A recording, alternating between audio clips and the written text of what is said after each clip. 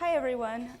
Welcome to our marijuana panel. I'm so glad to have you here today. My name is Jessa Berna. I'm a planner with GPCOG, and I'm here today with Hannah King from Drummond Woodsum, Lieutenant Kilbride with the Falmouth Police Department, and Tex Hoyser as the planning director with the City of South Portland. Today, we're going to be discussing the state's new marijuana law, and every community across the state has been struggling with how to deal with this. It's a new topic. A lot of people have different opinions on how to address it, what to do, but GPCOG, as your regional planning organization, is here to try and figure out how we can all work together to address this topic. What one community does affects what another community does, and there are lots of opportunities for us to exchange ideas and learn from one another rather than each community individually reinventing the wheel. So as a start to that, GPCOG has developed basically a map of the region, which Steph is very graciously working on pulling up, that just indicates kind of the status of where each community is in the process. And that'll be an ongoing, and you can see it right there, kind of an ongoing updated map to keep people informed about what your neighbors are doing. Because really, no community is an island when it comes to what happens. Even our island communities aren't really an island because people can go in and out.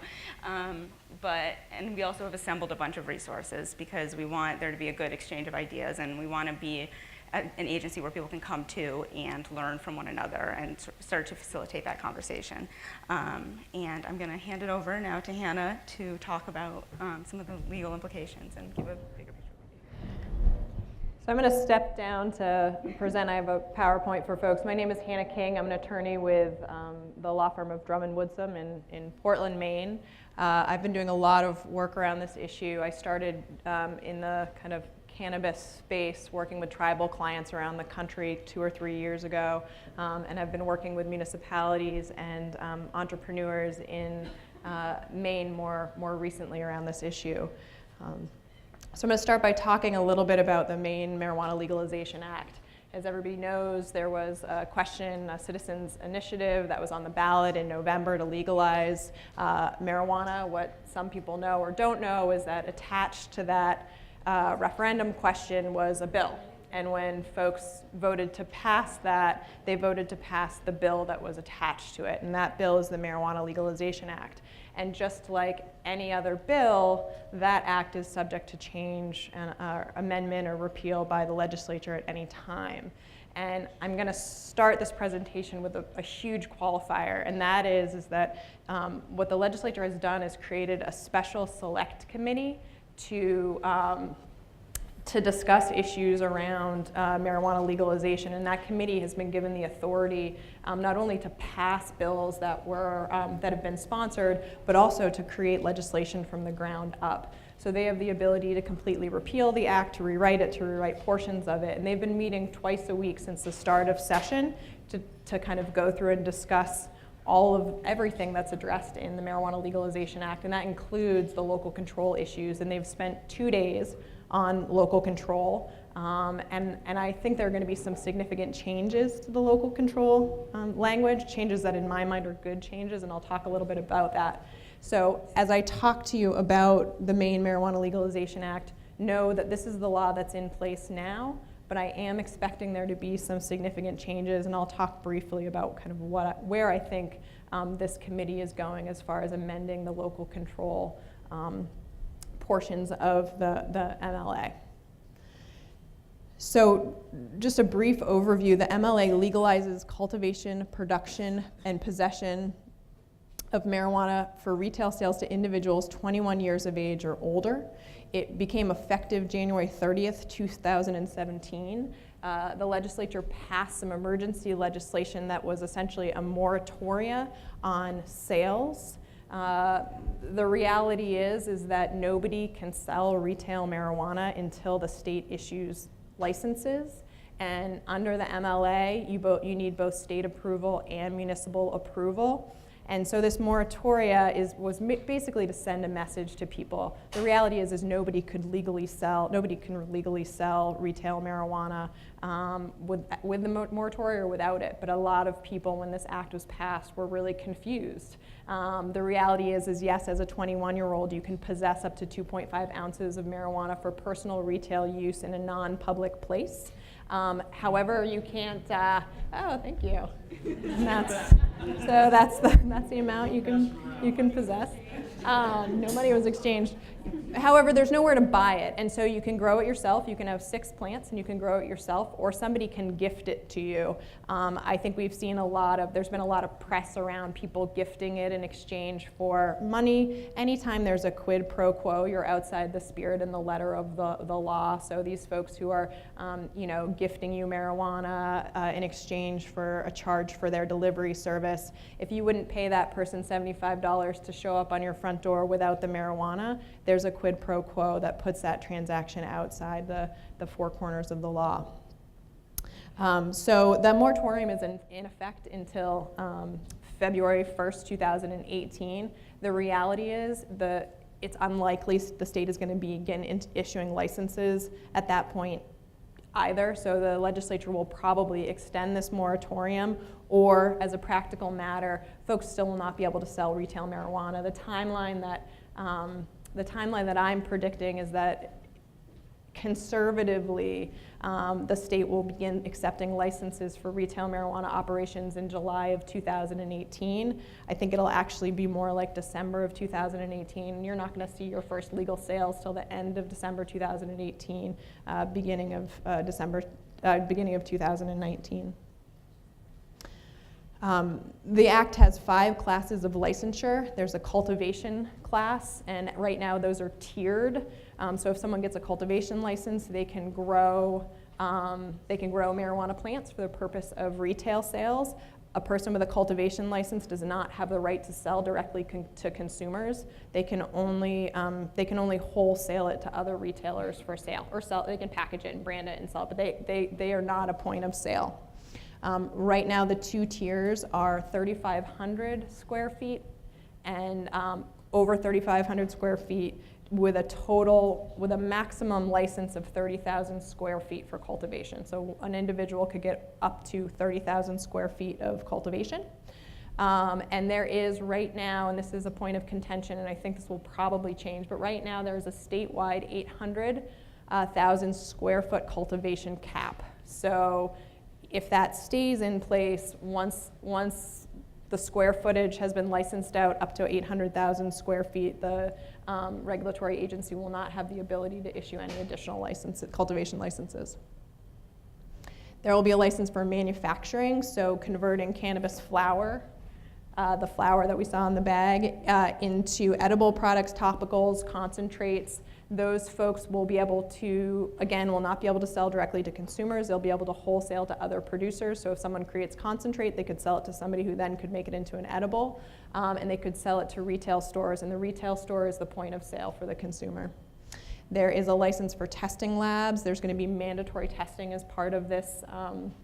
There's mandatory testing as part of this law, so all adult use marijuana will have to go through a series of tests before you can go to the store and purchase it. There's a license for retail sales, and there's also a license for social clubs. This is pretty contentious. Alaska is the only other state that has, whose law contemplates social clubs. They haven't issued licenses for social clubs. Colorado, Denver tried to locally allow social clubs. That ordinance didn't pass, and so to the extent Maine allows social clubs, we would be the first state in the nation to do so. Quickly, the tax rate is currently set at 10%. That's pretty low by national standards. You have these competing policy interests when you're setting a tax rate on a commodity like marijuana. One of them is you want to be able to compete with the black market, so you don't want your prices to be so high that you can't do that. But you also want to make sure that you're fully funding your enforcement efforts. Most states have found that around 20-25% total tax, so sales tax, excise tax, special tax, is kind of that sweet spot. I expect that the legislature is going to increase the 10% tax. So This is actually a change. This change just happened. LD 243 was passed by the legislature last week. It's awaiting signature by the governor. It transfers regulatory authority from the Department of Agriculture to the Bureau of Alcohol and Lottery Operations, with some regulatory authority remaining with Department of Agriculture. But BABLO is going to be the primary regulator of adult use marijuana, assuming the governor signs the bill. There's a very strong element of local control in the bill, and we'll talk a little bit more about that, but probably one of the most important pieces is that municipalities have the ability to ban all commercial marijuana activity in their town, and they also, nobody can operate, no commercial marijuana operation can legally operate without municipal approval. And the cultivation is the only license class that has any sort of statewide limit on it.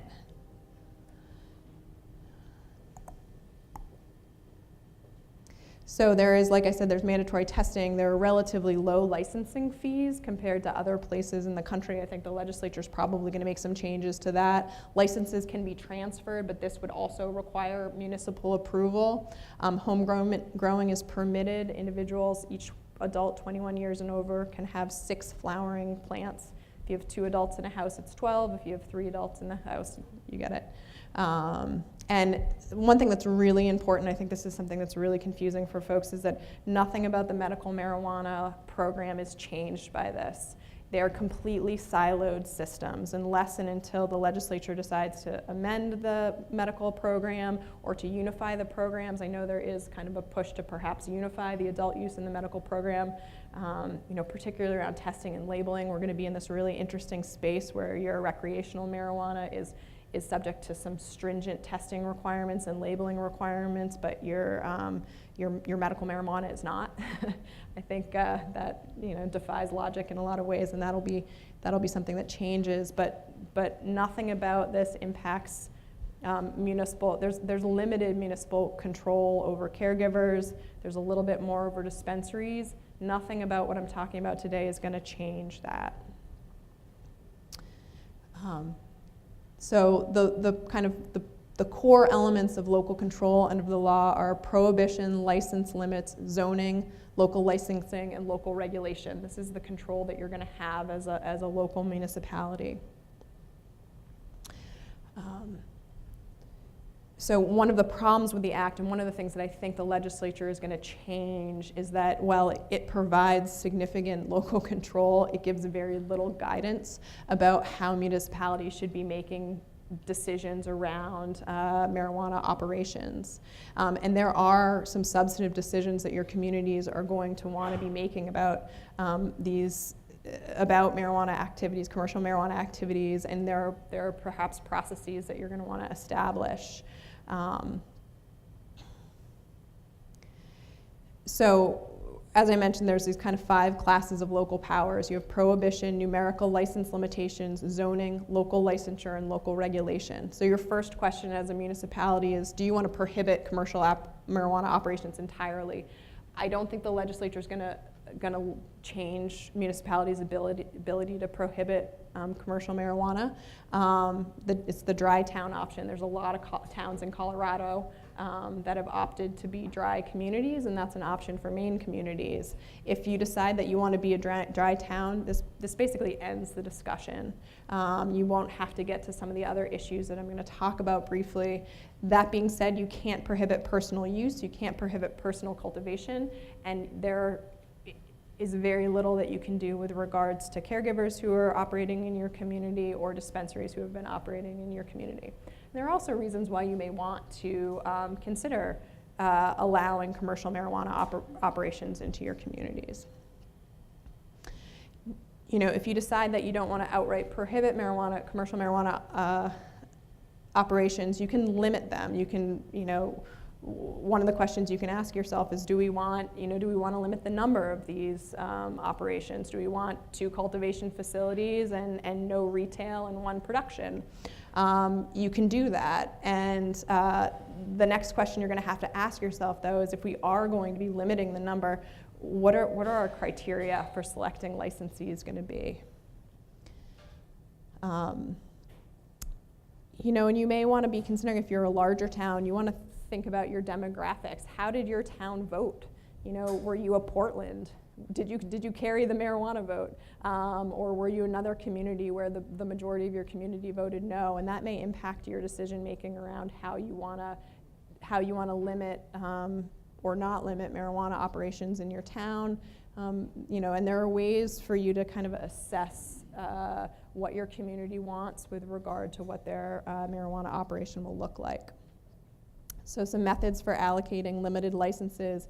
And you could do a queue, you can do a lottery. We strongly recommend that if you're going to be limiting, if you're going to be making this a competitive application process, that you consider developing requests for proposals, developing your own local licensure criteria.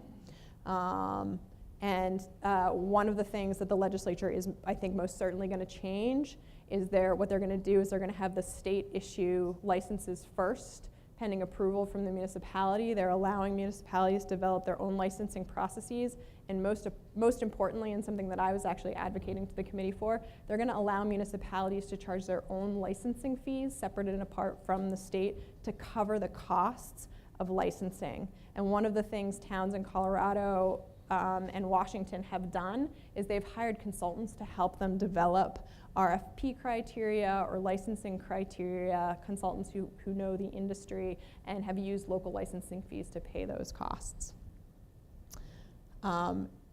And just quickly, zoning is also another way that you can kind of limit. You can say all cultivation and processing goes into our industrial, or retail is just going to be on Main Street. You can use zoning as a way to limit, and you also have the ability to impose local regulations that are at least as strict, if not more strict, than the state regulations.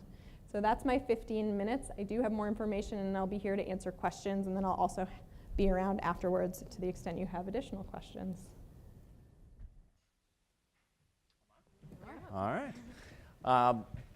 My piece today is I'm going to talk to you about the health effects on the marijuana that's going to be hitting our community, and that's in our community right now. In my experience as a law enforcement officer, I brought this along. This is 2.5 ounces.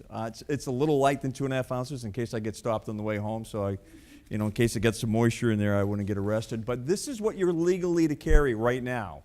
That's a lot of weed. That's probably 150 joints. Maine decided that you needed 2.5 ounces instead of an ounce like all the other states. But this is what you can have walking down the street. You can staple it to your belt. It's perfectly legal. There are limitations on where you can consume it, but I thought it was important for you to see what 2.5 ounces look like, so that's why I brought that here today.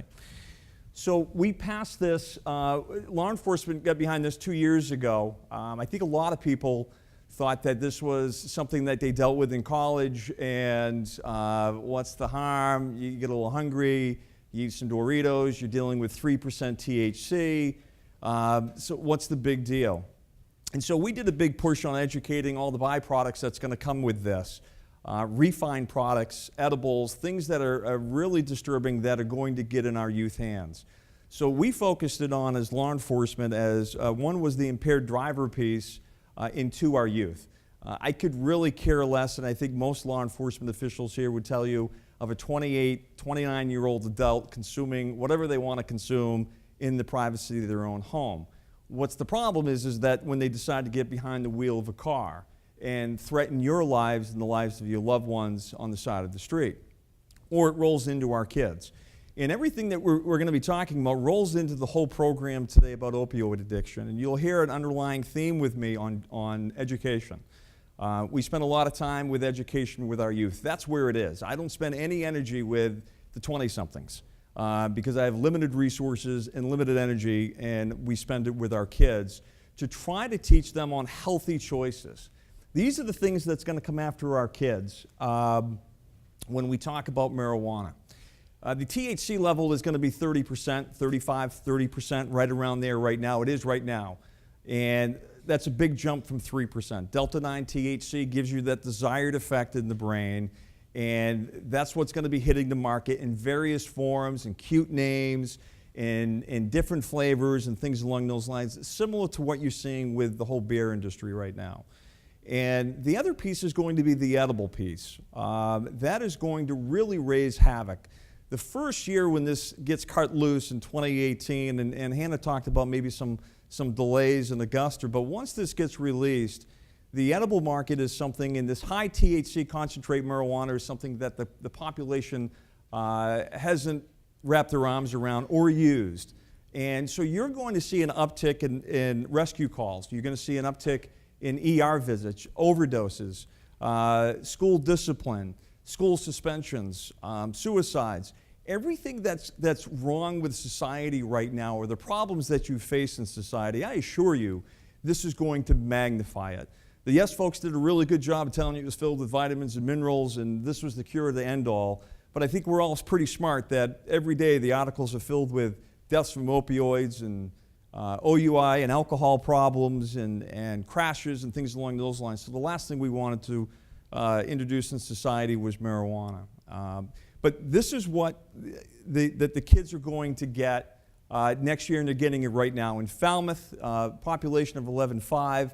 It's a very good community. We've got a great relationship with the schools. We're dealing with dab problems. And dab is a refined product of marijuana. Yes, there are some kids smoking marijuana, but they have taken marijuana and refined it, and now they have a THC level of 80%, 90%, much higher dose. It looks like candy. It looks like earwax. They smoke it or consume it in vape pens. You no longer have that smell on your child that smells like dope when they come home, and you can confront them and address them. They can mask it in many ways. And the edible piece of it is going to give them even more of a way to mask it and to hide it in their pants. Parties now were defined and still are to a degree with 30 packs of beer and kegs of beer and things that law enforcement officers can see and detect fairly easy. The challenges for my officers, and I'm sure for Chief Suspect's officers, is now a party is in a little plastic bag with 10 gummy bears laced with 10 milligrams of THC, or soda pop, or chips, or things along those lines that we really can't detect and grab as something that is obvious as a 30-pack of beer. So this is real stuff that's going to hit our youth. And along with all the other things that are going on with the alcohol, because we really haven't wrapped our arms around alcoholism and the effects of that, now we've got marijuana coming online. So I can't stress enough on the educational piece for law enforcement, for the managers of this room, the community leaders in this room, to get really involved in our youth with youth groups, underage groups. We work very well with that. One of the things that I know this is about sharing ideas, one of the things we did in 2012, shortly after Sandy Hook, was in every community there was a huge influx of phone calls into the law enforcement on what are you doing to protect our kids. And of course, I've got an SRO. I'm very lucky. I've got one school resource officer in there. And one of the things that we did was we started bringing cops into the schools, parking the cruisers out front, walking the hallways, having that visual deterrence of a police officer in the schools. And then it was thought of, hey, why don't we buy the cops lunch? There's no best way to motivate a police officer than food. And so we set up, I spend $400 a year, and we pay for all the lunches for police officers to park their car in uniform in front of the school, walk in and walk the hallways, get a good look at the good guys, which are the teachers, spend time with the kids, and has been very successful in keeping that deterrent level and keeping policemen moving in and out of the school for $400. Because you can't pull policemen off a tree and plant them in there because it takes about a year to get them in there. What we found out was after the fact, besides the visual security, is that we're having a big effect on talking about drug use, marijuana use, opioid issues. We'd sit down with lunch and promote healthy living and healthy choices. And it gave us that interaction with the youth that we would normally not get, and also add that security to the building, get a layout of the building in case, Lord forbid, there is a crisis such as Sandy Hook, and also determine who the good people were that worked inside the schools. And this just didn't happen with the police department. This happened with our superintendent, who was amazing, our principals who were amazing, our teachers who were amazing. So I've just got the 2-minute warning, and I've got to cut this off, but understand the problems that are coming your way. It's going to be a tough learning curve that first year. Look for ideas to interact police officers, highly motivated police officers, in with your kids. We look for that in the hiring process. We're now getting officers involved in coaching and things along those lines and trying to be creative. So I'm getting cut off right now, but I'd be more than happy to talk more about this after the presentation. So thank you. Okay, thank you. Thank you, John.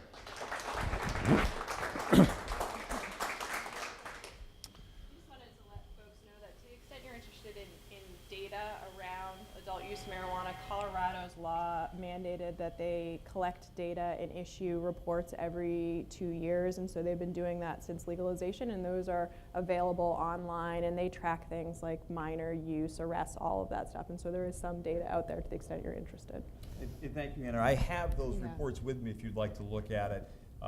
And there are two reports, the HIDA report and then the Colorado Department of Public Safety, kind of balance each other out. So thank you for bringing that up.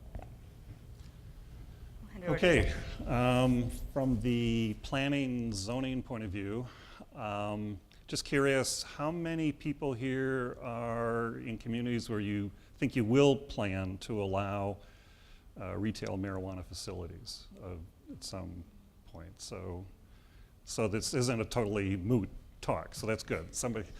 Because in South Portland, the voters did support the referendum, and a majority of our councilors do want to allow the retail marijuana facilities in a fairly liberal way. And basically, the policy that a majority of the councilors have at this point is to treat retail marijuana very similar to alcohol.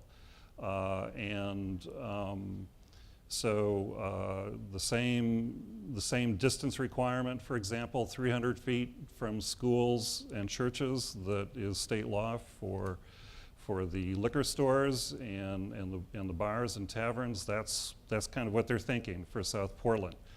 I like to think of that as absolute parity. Get that? Absolute parity. Okay. So that's where we are in South Portland, and we're moving forward. I can really just talk about the zoning part of it, not the licensing. Others in South Portland are working on licensing. I think we're a little further along in the zoning part. If I had to guess, I'd say we'll have zoning in place, which May, early fall. We do have a couple of councilors here. I hope that jives with what you're thinking or not, but realistically, that's probably where we're at. We do not plan to have any caps, any numerical limitations on the number of facilities. For one thing, I know I was sufficiently scared by previous attorneys talking about having airtight justifications for the numbers you come up with, and probably needing consultants, but the potential for lawsuits from people who want to challenge those limits. So we're probably going to allow as many retail stores, for example, as want to come in. However, we will have probably some kind of distance separation for retail stores from each other to try to prevent strip retail store development like has occurred in a few other states. But at this point, we don't have a solid figure on what that distance ought to be. And so the councilors want us to look at Portland and what they've come up with a distance between bars and things like that. One of your basic considerations will be whether or not, well, first you have to decide which zones to allow them in. Then you're going to want to decide, you're going to want to allow them by right or by special exception. And in South Portland, the council's pretty evenly divided on that question. I'm not sure where we're going to come out on that. It may be that it'd be by right for the smaller facilities, but a special exception for larger ones. We do allow, I guess as we have to, medical marijuana dispensaries already in the city. And we had thought that we would want to create another class called medical marijuana caregiver cultivation facility, because we're seeing warehouses, industrial buildings being used by caregivers to cultivate marijuana, in some cases multiple caregivers in a single building, in a way that doesn't seem like it'll be very different from retail marijuana cultivation. At this point, our council doesn't want to touch the medical side of things, but we'll be coming back to that, I think. As far as retail marijuana cultivation facilities, we're proposing to allow those in our basically commercial, light industrial areas of the city. And we're also proposing to allow them in residential zones as home occupations for small grows, 100 square feet or so-called 1 block or less. And I'm not sure, that may be a unique idea to South Portland at this point. Retail marijuana manufacturing facilities would be allowed, again, in the commercial industrial areas. Retail stores would be allowed in a lot of places in South Portland. The mixed-use zones, commercial, industrial, really anywhere where we're allowing stores at this point. And the testing facilities would be allowed in a number of zones that already allow for food testing or things like that. We aren't going to be allowing social clubs initially, but it's anticipated we'll come back to that.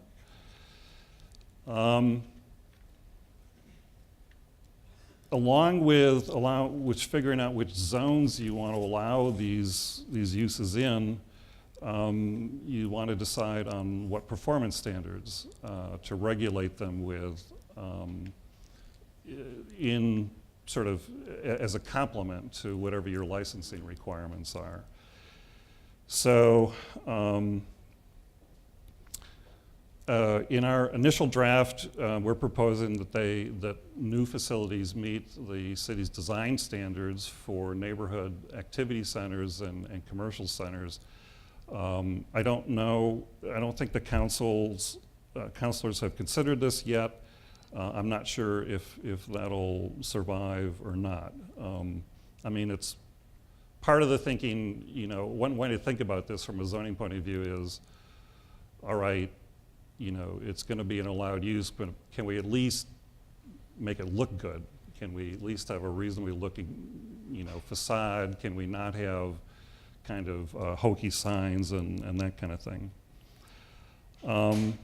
Then there's the question of distance from sensitive uses. In our medical marijuana dispensary ordinance right now has a fairly long list of sensitive uses. In addition to schools and churches, it includes really any residentially zoned property and a number of other type of uses like that.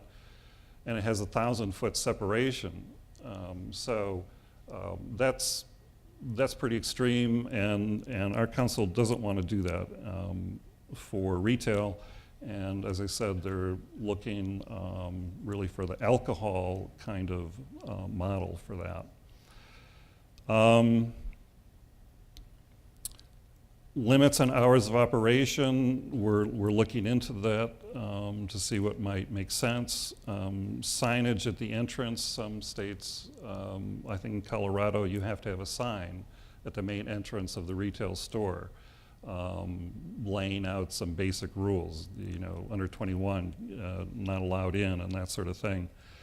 Our council wants any state rules to govern that without any local rules.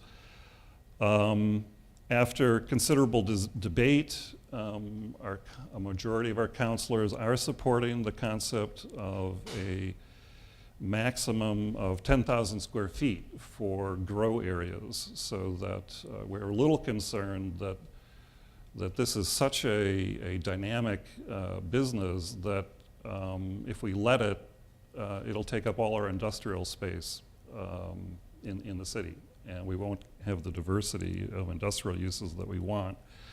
So we're proposing a 10,000 square foot limit. However, the councilors did not support the idea of preventing superstores. Not that we really know of any across the country, but the thought occurred, well, what if we get one really big retail store, the Cabela's or something of marijuana? But I guess there isn't too big a threat of that. So we're not proposing to have that as a standard. We initially thought we would not allow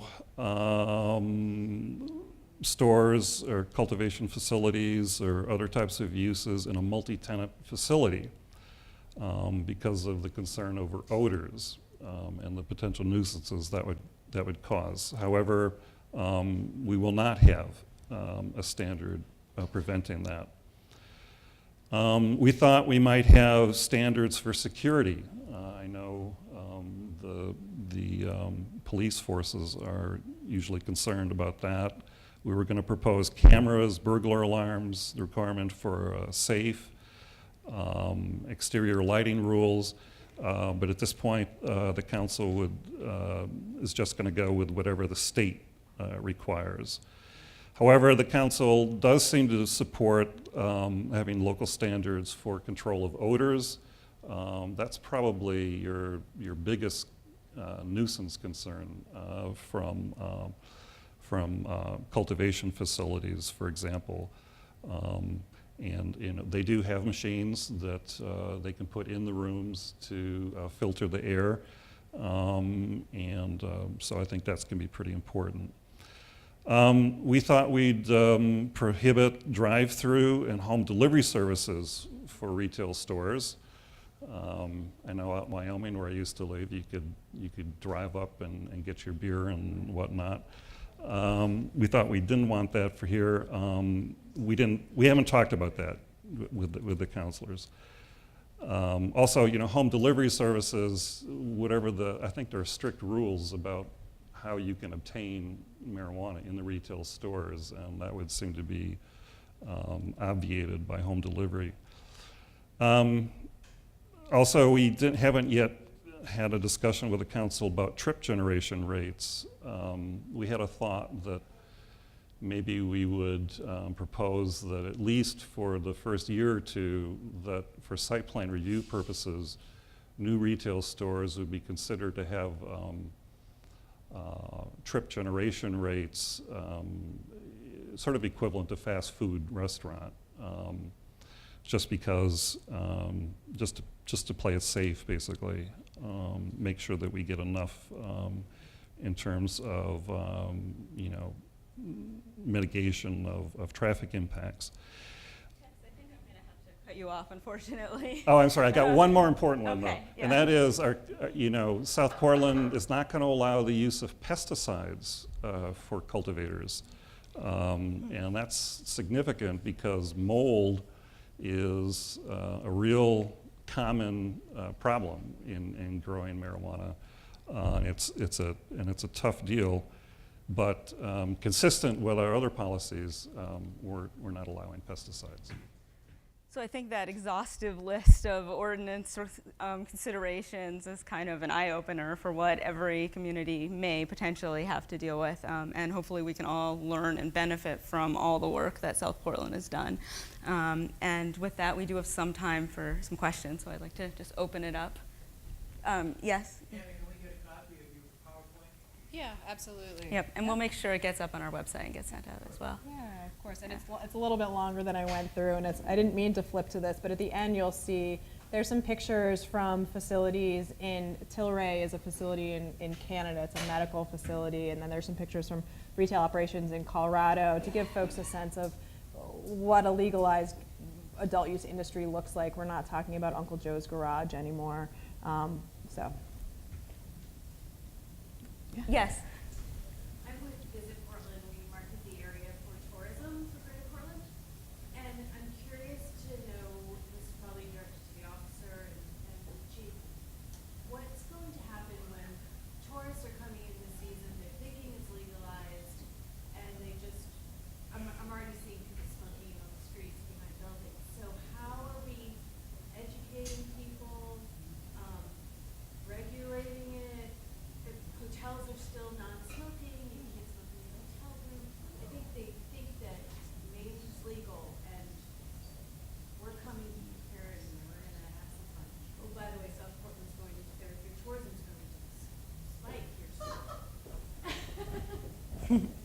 So the question was, if you didn't hear it back there, was how is law enforcement going to regulate tourism coming in and experimenting with marijuana and things along those lines? That's a great question. I think for us, and I can't speak for the chief, I think for us, we would handle it like a warning, like drinking in public. We're going to handle it just like alcohol. If you have an open container, we will give you a warning. I know Portland has signs in particular areas, problem areas, where that serves as a warning. That may be something that they have to address down there. But for us, I know with Colorado, that first year was a huge learning curve for the population, overdoses and high numbers to the ER. Same thing applies right now. The tourists going into Colorado tend to get in trouble with the edible market. They don't know what to eat. It's 45 minutes on, when you ingest something before you start feeling the effects, and they tend to keep eating whatever edible that they have. So I'm sure, depending on what the problems that we will have, there'll be some educational methods out there. But for my community, it would be, you can't do that here, just like a beer. Get rid of it, move on. Yes, in the back. Did I cover it for you, or do you want to chime in on that, Chief? Yeah, I think there's a big piece of this that just remains to be seen, exactly what this thing looks like when it's the final product. The truth be told, marijuana statutes in this country have been screwed up for a long time. The federal level, medical marijuana is still legal, right? So it's a scheduled drug under federal law. So, and then the city of Portland had a preemption, right? So we had a city ordinance that had no teeth in regards to state law, federal law, or anything else. So there's always been 3 or 4 or 5 different levels of this. This is the next one that we're now going to have to take a look at, see what the final product looks like. But in most cases, it always comes back down to education. So if we in fact find out that the tourism aspect of this is a spike, so where are they coming in? Does this mean that hotel front desks are educating people and retail stores are educating people, or what exactly is that going to look like? I don't think, well, I know we don't have the answer to that yet, but it's absolutely something that's on the radar. Yeah, in the back right there. I'm on the Freeport Town Council, and we took a straw poll vote a few weeks ago, and to my surprise, Freeport's inclined to ban it. I am a little bit worried about undergoing that process before the state really decides on its law. Do you think, what would you say about that? Do you see, you mentioned that the local control doesn't seem to be changing, Hannah?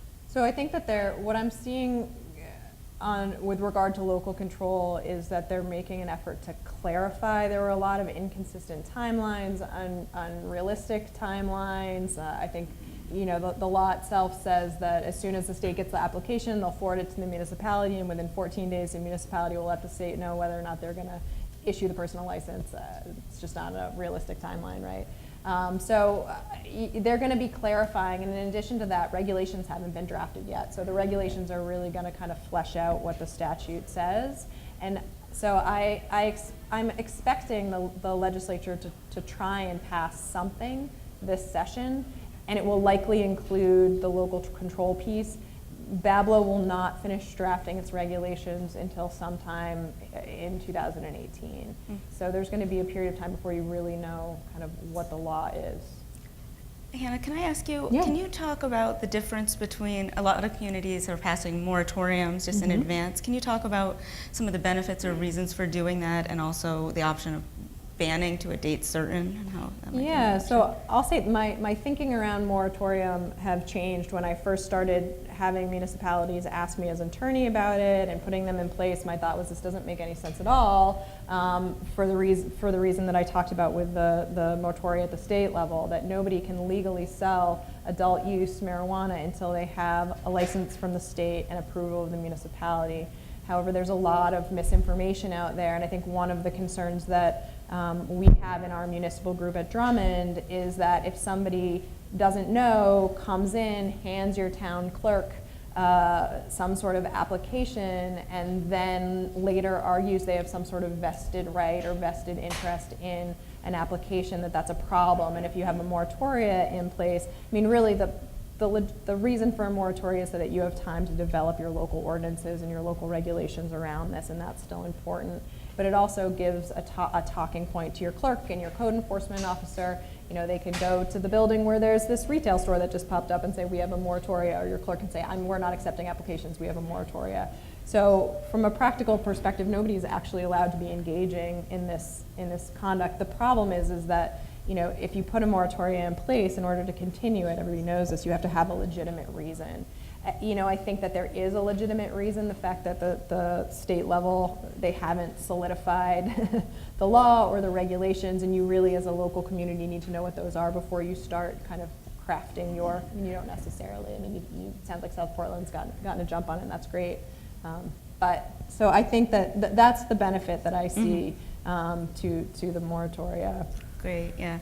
So we have time for just one more question in the back. Yeah. I wonder if it would be possible in the retail stores to ban edibles and dabbing products? So the question is it possible to ban edibles In a retail store and the dabbing stuff? in the dabbing products from it? Yeah, I don't know. I don't know that piece. They're constantly changing the rules every month, so I don't know that piece on banning anything. I don't know if you, Hannah, have any insight on that. I would presume that if you could ban retail outright, you could limit retail. So I would think that anything that's less than a ban, a town would be able to do. The other important point is that even if you ban it, your neighbor might not. So I think some of what the Lieutenant was saying in terms of being prepared for some of the impacts, regardless of what your community does, is really important. And You've got he's my boss, and he's got a question. One so more. I'm stepping out for you. I can't argue with that. It's a different question. And I'd asked the question before and haven't got a really good answer. It's for Hannah. Yeah. It's a legal question. Oh, thank Yeah. God. We've heard that this is a cash business because banks can't really deal with it because of crossing borders and whatever. Insurance, liability. We all have professional liability insurance that we buy from our insurers, but insurers are located in other states Yeah. that insure the larger amounts, let's say, the rules that we use.